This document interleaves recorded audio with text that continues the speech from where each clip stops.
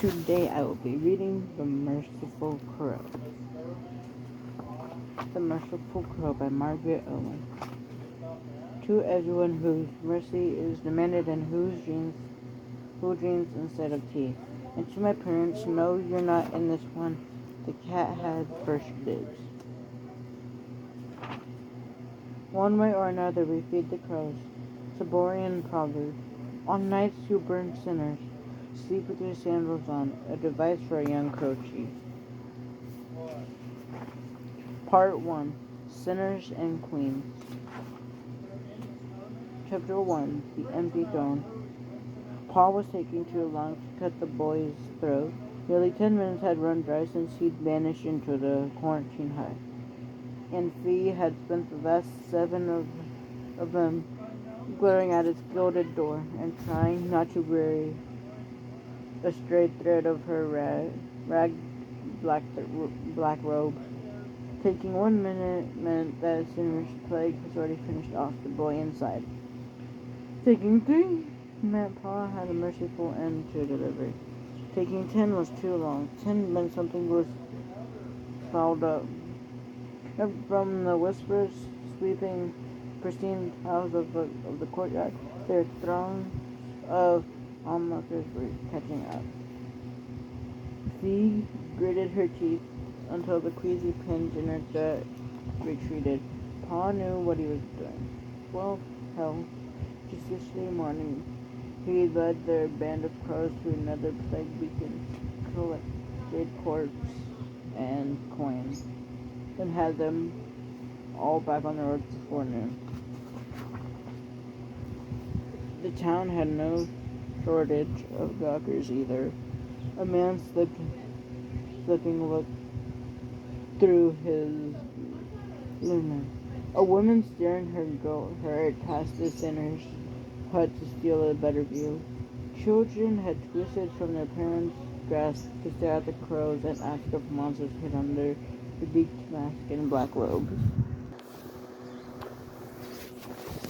They reckoned the answer changed depending on whether a crow was in earshot. But Faye had seen dagglers and worse near every day she could recall. As the only cast untouched by the plague, the merciful crow were duty-bound to answer every summons.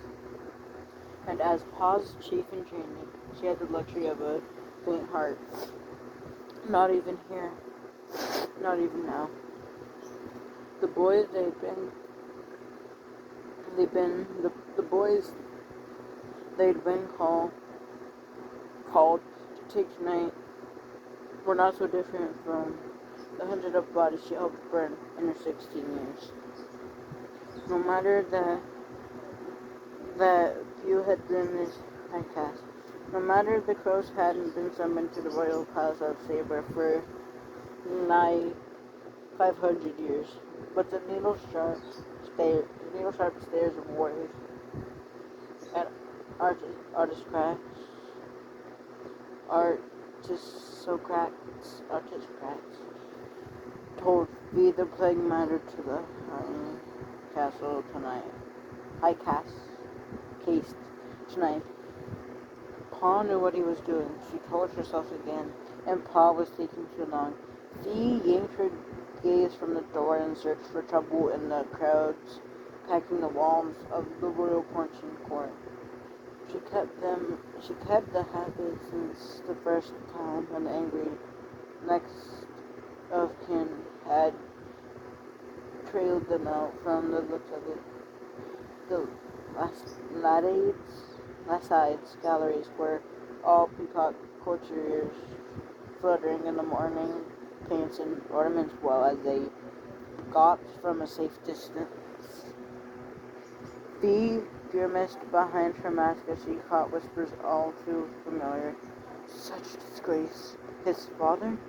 And the Sicilian bone thieves. Old, tired kind of trouble. The scandal-thirsty peacocks were transfixed by the spectacle of a 13th crow below awaiting a shove. Troubled was wholly different. It was a wholly different beast.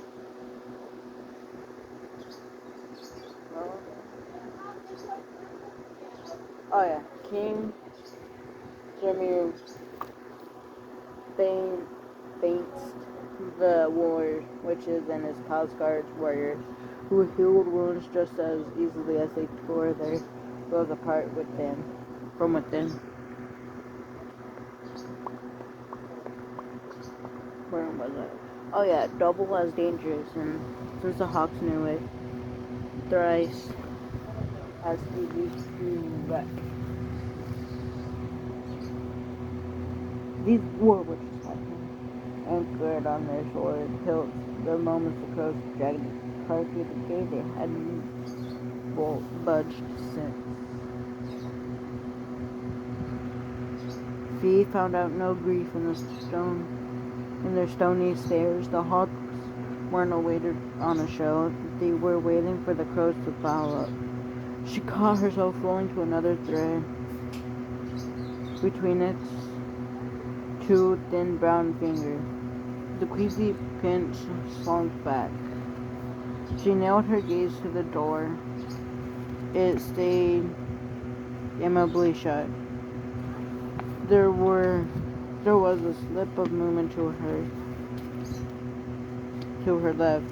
Hand dog, paws of their training, had shifted by the cart. Torch flame charged his silhouette, edging it in vivid orange where the lights caught tapered robes and the long curve of his beaked mask. From the tilt of his head, he was eyeing the patchouli burners walking above the hut. Fee wrinkled her nose. She stuffed a fistful of wild mint into her own mask beak to ward off plague stink. She couldn't fault this fine palace for trying to dab it over as well. She could, however, fault them for the terrible taste in the patchouli. Handong's sandal idly inched toward the burner. Anywhere else in she had accidentally punched the patchouli herself.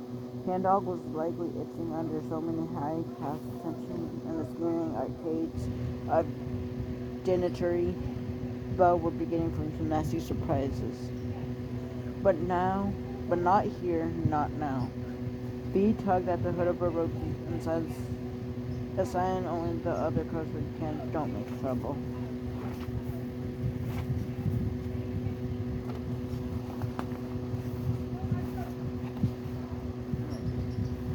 We may be able to finish this chapter.